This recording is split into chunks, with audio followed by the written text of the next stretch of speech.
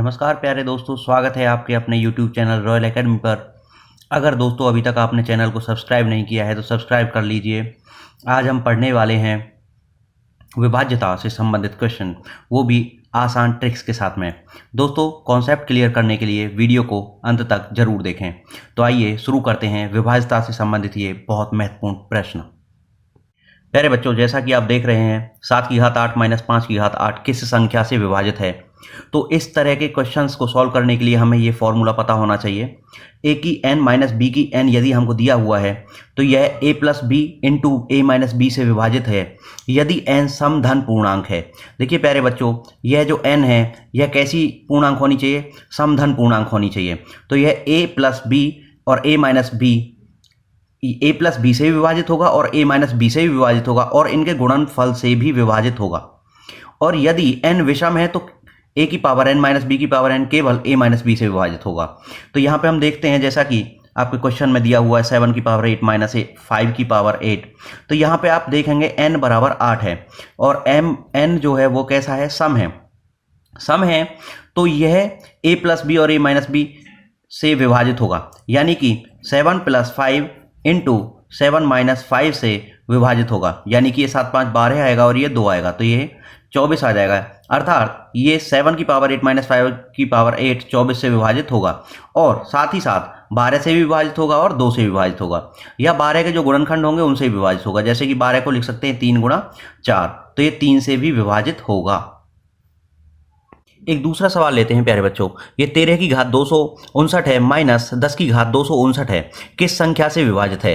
तो प्यारे बच्चों यहाँ पे n की जो वैल्यू है 259 एक विषम संख्या है और विषम संख्या है तो इसके लिए हमारा जो काम करेगा ये वाला पॉइंट a माइनस बी से विभाजित होगी। अर्थात 13 माइनस 10 बराबर 3 से, ये केवल 3 से विभाजित होगी। प्यारे बच्चों एक और सवाल देखते हैं। 7 की घात 15 प्लस 6 की घात 15, यहाँ अब आपकी बार में प्लस है बीच में, किस संख्या से विभाजित होगी? तो इसके लिए आपको यह पता होना चाहिए कि a की पावर n प्लस b की पावर n यदि है आपको तो आपके पास में, तो a प्लस बी से विभाजित होगी।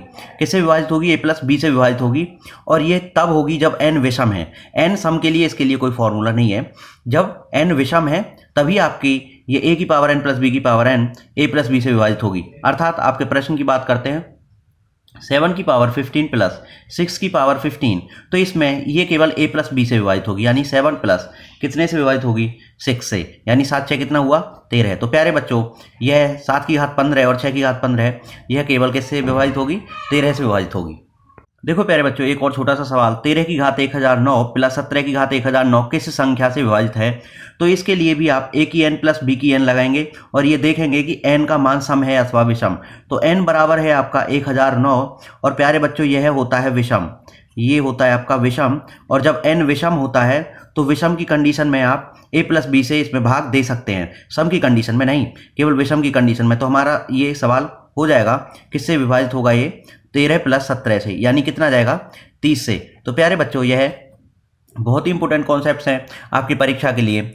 अभी आप इन पॉइंट्स को बहुत ही ध्यान से देखिए। प्यारे बच्चों ये सवाल देखिए, ये छोटा सा सवाल है। 29 की घात 153 माइनस 21 की घात से 153 किस संख्या से विभाजित है? तो इसमें आपका पहला वाला कॉन्सेप्ट लगेगा, जब 29 की घात 153 विषम है और बीच में माइनस चिन्ह है तो यह केवल 29 माइनस 21 से विभाजित होगा। प्यारे बच्चों यह केवल और केवल किससे विभाजित होगा? 8 से विभाजित होगा। यदि आप देखें नीचे वाले सवाल में तो यहाँ पे n जो है वह 154 है और ये कैसी है? सम है। सम है तो आपका 2 से विभाजित होता है, यानी एक तो a प्लस बी से और इंटू a माइनस बी से। तो यहाँ पे हम देखेंगे तो एक तो 29 प्लस 21 से विभाजित होगा और इंटू 29 माइनस 21 से, यानी कि ये आ जाएगा आपका 29 और 21 जोड़ेंगे तो आपका आएगा 50 और ये आ जाएगा आपका 8। 29 माइनस 21 आएगा 8। तो यहाँ से आपका आ जाएगा 200 से विभाजित। और प्यारे बच्चों यह 200 से विभाजित तो होगा ही होगा, 200 के जितने भी फैक्टर्स हैं उन सब से भी विभाजित होगा। 50 से भी विभाजित होगा, 8 से भी विभाजित होगा, 2 से भी विभाजित होगा और 50 का फैक्टर एक 5 आता है उससे भी विभाजित होगा। तो यह आप कॉन्सेप्ट देखने के लिए हमारे साथ बने रहिए वीडियो में अंत तक। देखिए अगला क्वेश्चन है 29 की पावर 1/153 एंड 21 की पावर 153। प्यारे बच्चों ये प्लस वाला कॉन्सेप्ट आ गया और प्लस वाले में यदि घात विषम है तो आप इसका केवल बहुत ही आसानी से आंसर दे सकते हैं। देखिए तो ये a प्लस बी से विभाजित होगा, यानी कि ये किससे होगा 29 प्लस 21 से, और ये आ जाएगा आपका 50, यानी कि इसमें 50 से भाग चला जाएगा। प्यारे बच्चों, ये अगले टाइप का क्वेश्चन आपका आता है 26 की घात 51 को 25 से भाग देने पर कितना शेष बचेगा।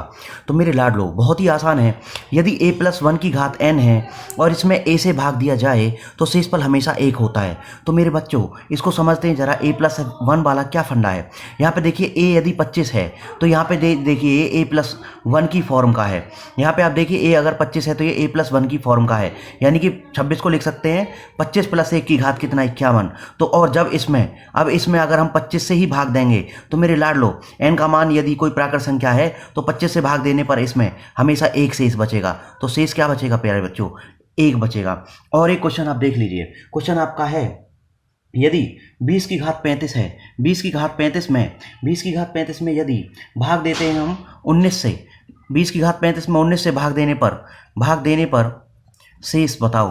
तो प्यारे बच्चों यहाँ पे आप देखिए, यहाँ पे 20 जो है हमारा वो किस फॉर्म का है, 20 जो है वह 19 प्लस 1 की फॉर्म का है, और लाडलो इसमें भाग दिया जा रहा है 19 से, तो a का भाग a प्लस 1 में दिया जा रहा है, उसकी घात कोई भी प्राकृत संख्या हो तो आपका शेषफल क्या आएगा लाडलो, आपका शेषफल आ जाएगा कितना, 1 आ जाएगा प्यारे बच्चों। यदि आपको सवाल दिया जाता है 69 की पावर 2000 में यदि 69 की पावर 2000 प्लस 2 में 68 से भाग दें तो शेष कितना होगा।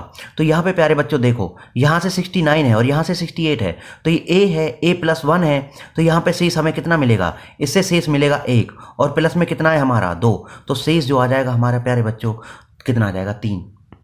प्यारे बच्चों एक अगला टाइप हम क्वेश्चन का देखते हैं। यहाँ पे बोलता है 15 की घात 124 में 16 से भाग देने पर कितना शेष बचेगा। तो प्यारे बच्चों इस सवाल को देखिए, यहाँ पे 15 है, यहाँ पे 16 है, यानी कि जिस संख्या से भाग दे रहे हैं उससे यह 1 कम है, अर्थात a माइनस 1 की पावर n में a का भाग देने पर शेष 1 बचेगा यदि n सम है तो, और यदि n विषम है तो शेष मिलेगा आपको a माइनस 1। तो प्यारे बच्चों यहाँ पे सवाल क्या है, 15 की घात 124 है और इसमें भाग दिया जा रहा है 16 से। लाडलो यहाँ पे ये a है 16 और a माइनस 1 कितना है 15, यानी कि 15 को हम लिख सकते हैं 16 माइनस 1 की घात 124। तो प्यारे बच्चों यहाँ पे आप देखें ये 16 है और 16 से 1 कम, यानी ये a है तो ये a माइनस 1 है। इस फॉर्म में अगर आपका प्रश्न है और n कैसा दे रखा है आपको 124, यानी n 124 कैसा होता है सम, और सम की कंडीशन में हमारा शेष कितना बचेगा लाडलो 1, तो यहाँ पे शेष कितना बच जाएगा भाई 1 बच जाएगा, सिंपल एकदम। यदि आपको सवाल दे दिया जाए कि 16 की घात 21 में 17 से भाग देने पर शेष बताओ। तो प्यारे बच्चों यहाँ पे देखिए आप, यहाँ पे ये a है और यहाँ पे a माइनस 1 है, यानी कि 16 को लिख सकते हैं 17 माइनस 1, और ये घात है 21। तो यहाँ पे n जो है वो 21 है, और n कैसी संख्या है प्यारे बच्चों, विषम।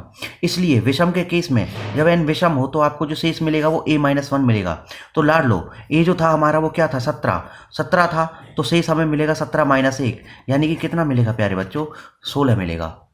देखो प्यारे बच्चों ये छोटा सा सवाल है, यहाँ पे आप देखें, यहाँ पे लिखा है 6 की घात 31 प्लस 6 की घात 32 प्लस 6 की घात 33 किस संख्या से विभाजित है। लाडलो इस तरह के क्वेश्चन आपको देखने को बहुत सारे मिलेंगे, इसका कॉन्सेप्ट एक ही होता है, आप समझ लीजिए, इसी क्वेश्चन में आपके सारे कॉन्सेप्ट क्लियर हो जाएंगे। देखिए 6 की घात जो सबसे छोटी है उसको आप कॉमन ले लीजिए, 6 की घात 31 जब कॉमन आ जाएगा तो ये 6 की घात 31 की जगह क्या बच जाएगा 1, और यहाँ पे 6 की घात 32 है, इसमें से 31 घात चली गई है, 6 की घात 1 बची है यहाँ पे, और यहाँ पे आप देखें 6 की घात 33 है, इसमें से 31 बाहर चली गई है, तो कितनी बची यहाँ पे 2।